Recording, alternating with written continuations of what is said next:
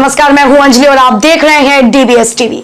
तो चलिए शुरुआत करते हैं आज की प्रमुख खबर। 26 नवंबर 2025 को सुबह 8 बजे हम लोग को सूचना प्राप्त हुई थी कि डुमरा थाना अंतर्गत लगना गांव में एक व्यक्ति जिनका नाम राम मनोहर शर्मा गणेश जी था, उनकी 3 अज्ञात अपराध कर्मियों द्वारा गोली मारकर हत्या कर दी। हत्या की सूचना के उपरांत हम लोगों ने इस डुमरा कांड संख्या 462-25 दर्ज किया और उसका अनुसंधान प्रारंभ किया।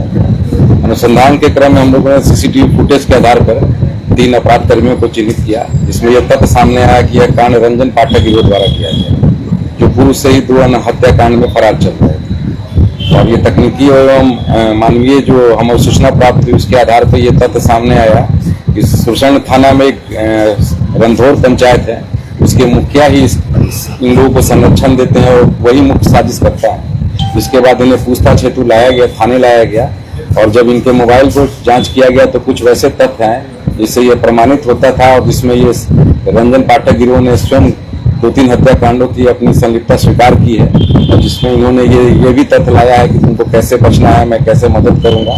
यानी ये पूर्णतः इसमें हर कांड में साजिशकर्ता के रूप में और संरक्षणकर्ता के रूप में सामने आए हैं। इसके बाद इन्हें विधिवत गिरफ्तार करते हुए आज इसी कांड में इन्हें न्यायिक अभिरक्षा में भेजा गया है। इस कांड में अन्य नामजद अभियुक्तों में 2 अभियुक्त पूर्व से ही जेल में है और शेष की गिरफ्तारी हेतु हम लगातार छापेमारी कर रहे हैं। इस कांड के साथ साथ हमारा डुमरा थाना कांड संख्या 418-25, इसमें मदन कुशवाहा नाम के व्यक्ति को गोली मारी गई थी और बाजपट्टी थाना 176-25, उसका भी सफल उद्भेदन हो गया है। अभी तक हम लोगों ने एक व्यक्ति को गिरफ्तार किया है, शेष की गिरफ्तारी हेतु लगातार छापेमारी चल रही है। क्या रीजन था? क्या करवा रहे थे? ये जो रवि कुमार नाम के मुखिया है, जो हत्या हत्या क्यों करा रहे हैं? ये तथ्य हम लोग का भी अनुसंधान में आया है, कुछ साक्ष्य प्राप्त हुए हैं। अभी हम लोग न्यायालय में इसको प्रोड्यूस करेंगे। चूंकि अनुसंधान से संबंधित विषय है इसलिए आपके सामने हम इस तथ्य को नहीं ला सकते हैं, लेकिन सभी तथ्य क्लियर हैं कि इनका एक जिले में दहशत फैलाना एक मुख्य उद्देश्य भी था इसमें हत्या का, और हम लोगों ने इस गिरोह के लिए इनाम भी घोषित किया गया है।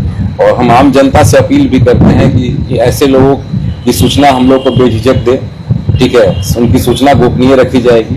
किसी अपराधी को संरक्षण देना भी अपराध है। और हम का पूरा खुद अपना गिरोह है या किसी गिरोह का सदस्य है? फिलहाल वो अपना एक गिरोह चला रहा है जिसमें ऐसे लोग उनको संरक्षण दे रहे हैं और साथ ही उसका फोटो भी आपके माध्यम से हम रिलीज करना चाहते हैं, ठीक है। इसकी तस्वीर आप लोग को दे दी जाएगी, ठीक है, ताकि आम जनता भी इनके चेहरे से अवगत हो और इनकी कोई सूचना मिलती है तो हम लोग को तत्काल बताया जाए ताकि इनकी गिरफ्तारी सुनिश्चित हो। मुखिया का क्या मोटिव था? हत्या क्यों करवा रहे थे मुखिया और अभी इनके बीच का कुछ ऑडियो रिकॉर्ड्स आए हैं जो आपको मैंने बताया है कि अनुसंधान का ये तथ्य है, ठीक है। इसलिए हम लोग न्यायालय में प्रोड्यूस करेंगे और अभी बताना साक्ष्य के नियम के विरुद्ध हो जाएगा। क्या ये हत्या सुपारी किलिंग नहीं थी?